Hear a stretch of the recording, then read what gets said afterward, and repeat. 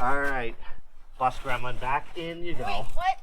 No, come on. I gotta go pee. Let me out. Welcome back to the channel. My name's John and this is Walk-Ins DIY. On this episode, we've got a lot of different stuff that we got done. So let's go see it. From sitting in the woods for 12 years abandoned, you can imagine these floors were really hurting. But not all of them. Just select areas like around our emergency exit door, around the front wheel well, and around the back wheel well. But it's done. New floors, nice and solid. They're not going anywhere. So I've got a couple cuts that I need to make. And then this piece should in fact slide right on in.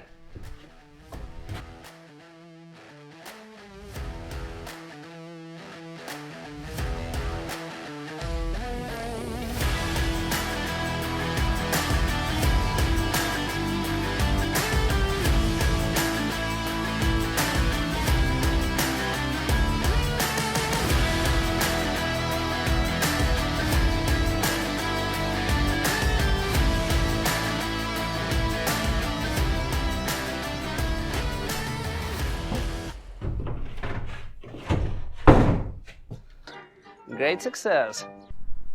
So while Kate and I were fighting with the floors and getting that all done, Dad was having his own little battle, building us a new radiator door out of the old pieces that he was able to salvage. Again, from sitting for 12 years, about half of this was completely gone. So he was able to make everything look just like it was original. I have the side radiator door. It's over in the sandblast area. I gotta take a torch. I gotta warm up the hinge area, but I still got paint on it from 70 years ago. I really don't want to be smelling burnt up paint, so I decided I'm gonna sandblast the whole thing first.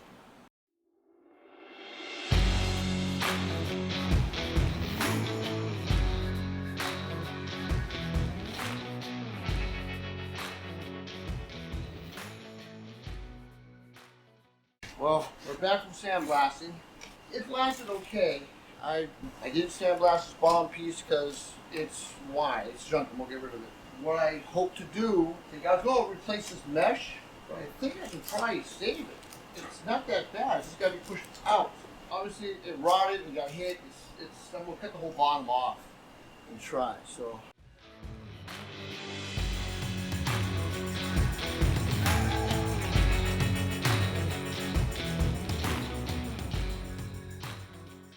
I made this piece of 16th inch steel bottom, goes right here. I measured the overall length. It is right where it needs to be. So I made this pattern. This is the bottom of the transmission door.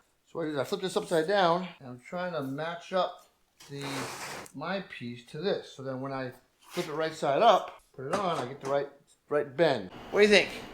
Tomorrow I do some work on the inside. If you look here, this is the end. I have to cut at least this one off. I gotta finish welding the corners here and then finish these guys. You see, right here, I gotta knock that one down, and weld these guys.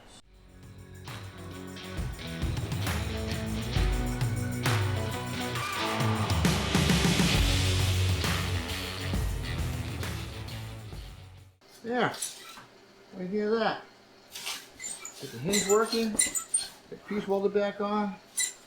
Jon and Kate went to get some hardware at Jimmy Baskin's Ace Hardware here in Brewster. If you ever meet that guy, he's a hell of a guy, you'll like him. When we took this door off, a couple of little bolts got broken.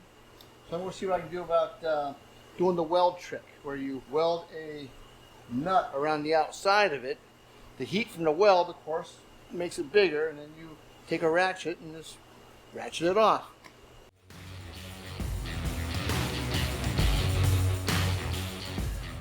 Alright, hey, I gotta be honest with you guys though. I never had much luck with this method. Jonathan seems to think it's the way to go with this. But we'll find out in 2 seconds. I'm working it back and forth, and it just broke right off. That one didn't do shit. Now let's try again. Oh, that one just broke off too. I think what I'm going to do is I'm just going to drill them. I'll try one more time, but I don't think it's going to work. Just drill them and tap.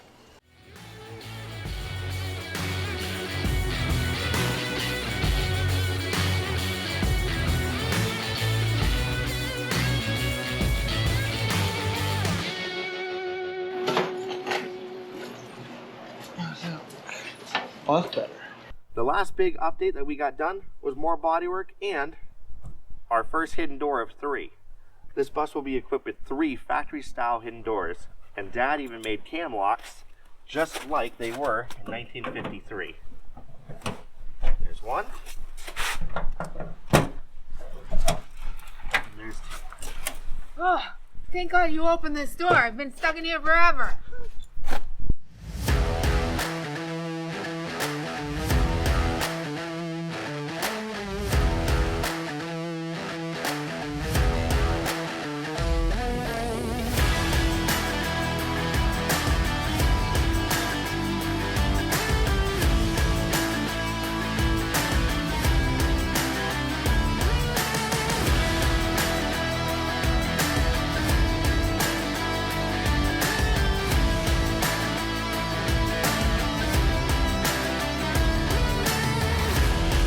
Well, before I go any further with my door, you can see my doors here. I have it screwed. You probably saw that. I got the hammer, the dents out. I got this vice grip here. This closes like this. But I'm having an issue. I'll show you. This rub rail, you see it's bent right in. It's got to come out about 1/4 inch. It's good here. And you see we lose it until about here. I tried the easy way first. I tried taking this thing here and pulling it out, but it just ain't moving. So I'm gonna try the hydraulic press tool, put behind here. There is a beam back there, and we'll push against this, push it out. The rule of thumb is, and here's a pro tip for you. Let's say it's an inch in. The rule of thumb is you have to press it twice as much. You gotta go, whatever X is, you go 2X. Like this is an inch in. So you go 1 inch out, that makes it even. Then go another inch out, and then relax, and then come back. And that's the rule of thumb, that gets you close. So I have to push this thing a heavy 1/8 in. So I gotta push it out about 1/4 inch to get that out. But then while I'm holding it out that 1/4 inch, I'm going to try to work this a little bit. Right here where there's a missing rivet, well, this is held out, we'll knock that in. You see where something hit this rail right here. That's what might have caused this to push in, because this is a steel beam in here. It ain't going nowhere. Same thing here, big steel beam. The middle had nothing. You can almost see me pull it out by myself, but just it's not enough. So that might have pushed this in. I'm not quite sure. I don't know what happened, but all I know is I got to push this out a 1/4 inch. I might even go a little more than 1/4, because aluminum's funny. It really is. It's a funny animal. It sometimes it's not as forgiving as steel. Other times it just crumples like it's aluminum. So it's really weird. But in any case, I'm going to get a hydraulic machine in there and pull this out. I got the hydraulic tool in there. And you see I pushed it out. And you see we actually rotate. So I'm going to release it and see how well we do. And I have it way out. Let's see. Take this out of here. Grab this here. And let's see what we got. What we got. We have, hey, look at that. There it is. It's nice and flush on the bottom.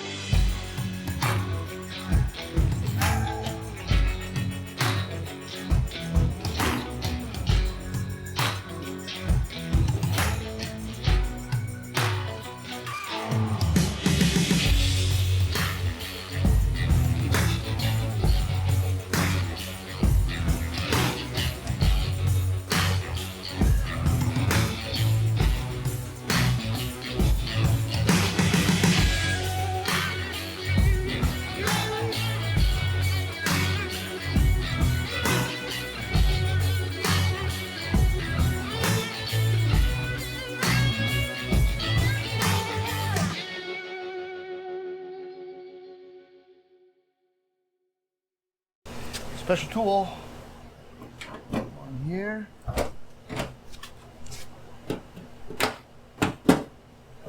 Here. There we go. Close this up. Okay.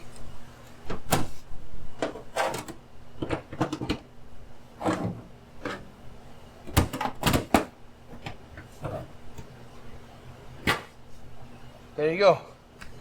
One door.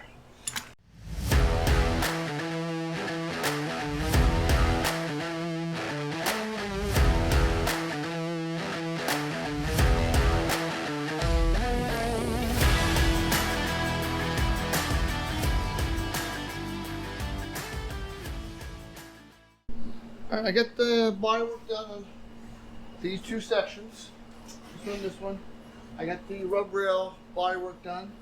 I'm going to put some etching primer on it, and I'm going to prime it in red primer so we get a better idea of what it's going to look like red on the bottom. Or you can look at the little model. There's a YouTube video with a little model I made. It's kind of cute. You should check it out. As always, thank you for watching, and stay tuned for our next episode where we take apart the dash, put it back together, and throw in some really cool tech that was never in 1953.